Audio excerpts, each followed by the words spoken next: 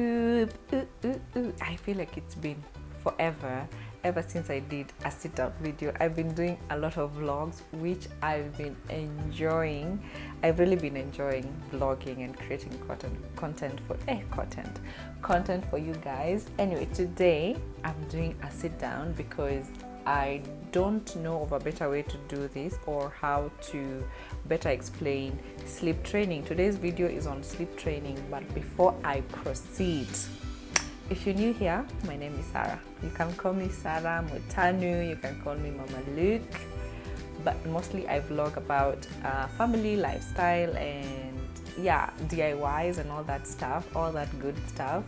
So consider sticking around, subscribe, but if you're not new, welcome back. So today we're talking about sleep training babies. So a little background story. Before, many years before I became a mom, I grew interest into motherhood and babies.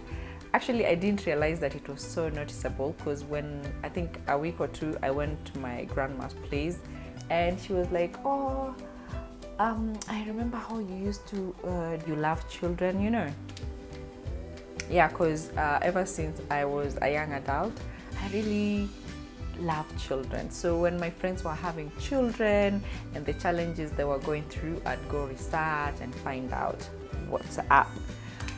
So many years before I became a mom, I researched about sleep training, I researched about colic, I researched about those infant diseases and SIDS, which is sudden infant death syndrome. I don't know if people know about that, but it's something that is your child, they just die. Sad. Anyway, today I'm going to be focusing on sleep training. So first things first, Luke is sleep trained, and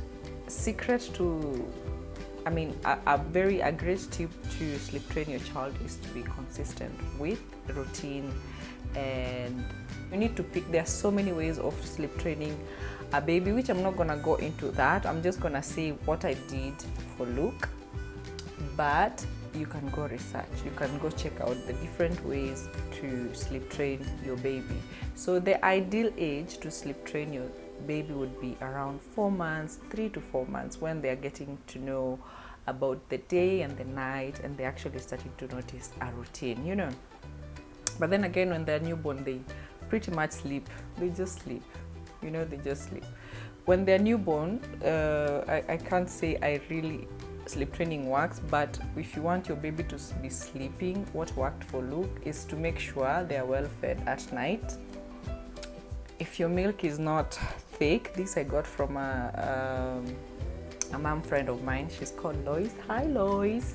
She told me in the evening, just make sure your baby is well fed, and because sometimes you choose to exclusively breastfeed, it's good to make sure that they are well fed at night before they sleep. And then the other thing that can keep your baby up at night is gas. So make sure you have gas drops, or you know how to remove gas from their tummy. If you guys want me to do a video on how to do that, how to deal with gas in newborns, I could do that. I could show you what I did with Luke, because I managed to dodge that bullet by God's grace. Anyway, so we've agreed the best time to start sleep training is about 3 to 4 months. But before that, just make sure your baby is well fed. You avoid any diet that could cause gas on them, and even learn on how to remove gas from their tummy and get a gas drop that is gonna help with relieving gas from their tummies. Now we're on 4 months, 3 to 4 months. So here's one thing I did. Luke has been sleeping in his crib this whole time. That is one tip. Make sure your baby sleeps in the crib. Not only is it safe for your child, it will help them familiarize the crib with sleeping. So every time they're in the crib, they know they're sleeping. So when they're napping during the day, when they're sleeping at night, make sure they're sleeping in the crib. It's easier for moms to get more sleep and more rest when they sleep with their babies, but then there are dangers of smothering them, sleeping on them, and then it's fatal, it's tragic. So one tip is make sure your baby is sleeping in the crib, so that they associate the crib with sleeping. During the day they are napping there, at night they are sleeping there. Another thing that I did with Luke is, in the evening, I don't know if you can see that there was a bulb there, so most of the time during the night we'd put a bulb there, and then we covered it with some A4 papers to make sure the room is very dim during the night, so that he can get to know that in the evening it's darker and then it's more quiet, and yeah, it's time to sleep. It's time to sleep, So that is one thing we did with Luke. Make sure the room is dark, or rather very dim, and it's quiet. During the night we are not playing, we don't have toys around to distract us, so it's dim, it's quiet, it's time to sleep. And then the other thing is to have a night routine. So for Luke, when he was around 3 to 4 months, okay, this I started when he was a newborn, but I'm saying 3 to 4 because I think that is when you start to realize, when we're having shower, when I'm dressed, when I get a massage, and then they read a book to me, it's time to sleep. So that is what I did. I have a night routine where he showers, he gets a massage, though not every day, but he gets let's say like 3 times a week he gets a massage. Massage is not every day, but showering is.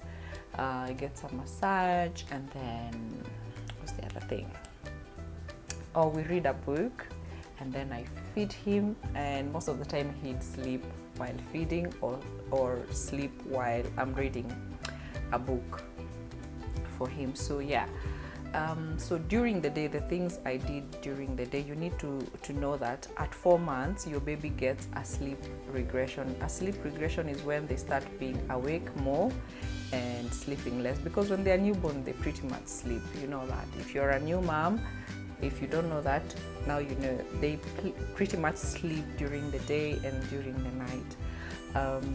But now at 4 months they get their first sleep regression, which means they are staying awake more to learn, to play, and then they are taking shorter naps. That's understandable. So yeah, that's why I'm talking about sleep training at 4 months and beyond. Where was I? So at 4 months, during the day, the thing that worked for Luke, when your baby is about to take a nap, avoid at all costs for them to sleep on the boob, if you can. So when they are drowsy, put them in their crib. You can stay there until they sleep. Okay, you can just stand on the side, maybe you sing for them, but let them fall asleep on their own. This is gonna help you at night, because just like any other person, you can wake up at night, but then they need to know how to soothe themselves back to sleep. So that means at night when they wake up, you don't have to always wake up and soothe them back to sleep, and you're sleepy and you're tired and So yeah, that's understandable. The reason why you put them in the crib when they are drowsy is that so that they can learn how to soothe themselves back to sleep. The other thing I did with Luke is I noted the times he was falling asleep. So babies usually have sleep regression, I think, after every, is it 4 to 6 or 8 weeks? I don't know, but they usually that's when they start to stay. After 6 months, they start to stay even more awake. Like right now, Luke is at 8 months and he takes 3 naps, with 1 very long nap during the day.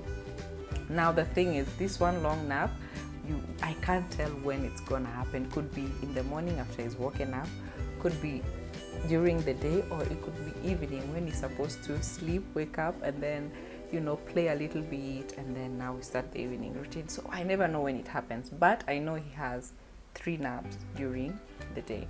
So that's the thing you need to know. You need to know when your baby naps, so that during those times you make sure he's sleeping in the crib, and when he is awake or she is awake, you make sure your baby is not overstimulated or under-stimulated. So just know the correct, I don't even know how to explain this, but just find the correct balance of enough play, so that they are enough tired.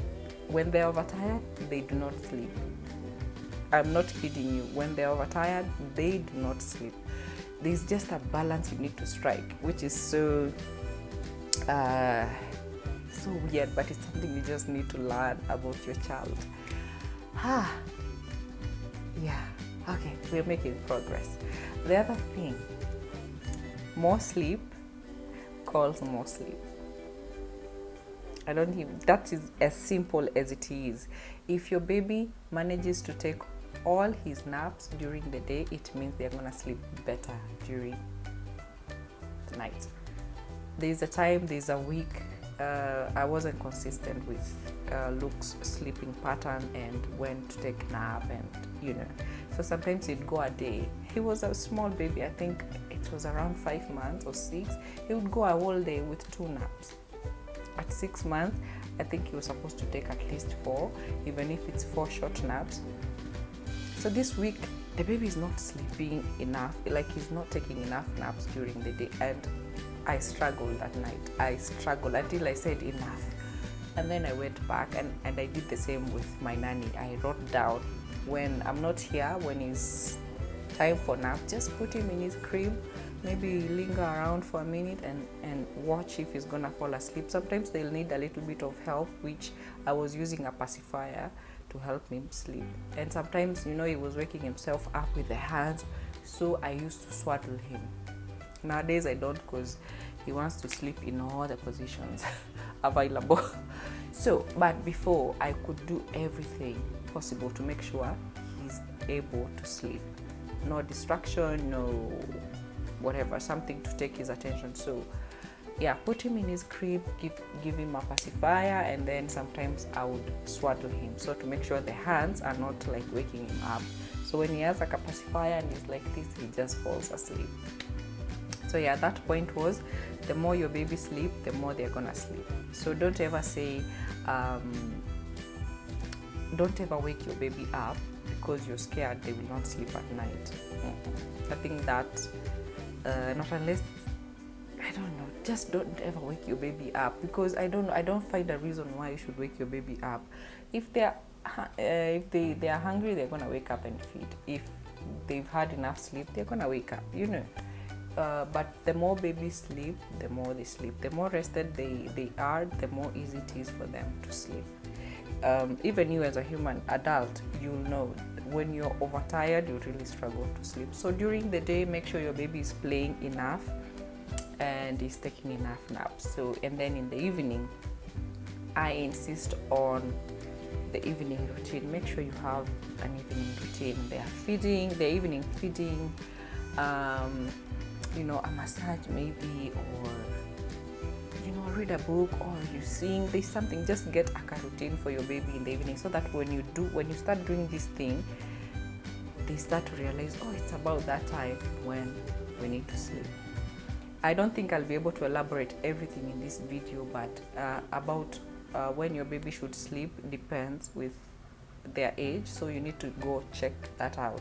Right now, when Luke is at 8 months, he's supposed to be sleeping between 7 and 8:30. When he was a newborn, he could sleep between 9 and 10 because of the much sleeping he would do during the day. So yeah, the time changes as your baby grows.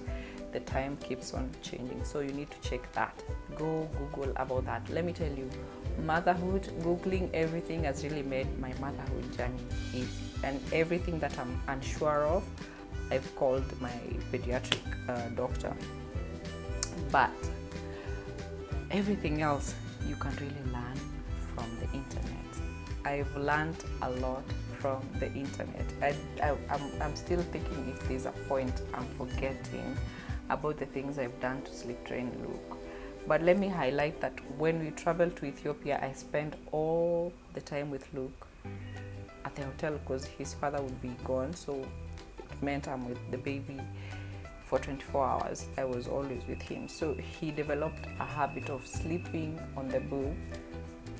And that meant, first of all, he refused to sleep in the crib because there was no booth every time he turned.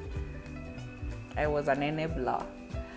So yeah, when we came back, I had to debunk, but I had to do away with that routine he learned in a week's time. So that is how fast babies learn a routine. Like right now, Luke has realized during the night, the first 2 days of retraining him to sleeping without a boob was the hardest. The hardest. He would cry, and I don't know if you guys are like me, but my baby's cry really triggers me. Like it does something to my brain. I can't even explain. But yeah, the 2 days we came back and I started training him back to sleeping on his own and soothing himself back to sleep were the hardest. But it takes a week, a maximum, for your baby to form a routine. And the hardest part is also making sure you as the parent, you're consistent with it. If you're not, you'll keep on doing and undoing, doing and undoing, and at the end of the day, you have nothing. Anyway, so I don't want to make this video longer than it is. I think right now I'm almost at 16 minutes. So if you guys have any question, please comment at the comment section, and I'm gonna answer each and every one of those questions. But for now, allow me to end the video here.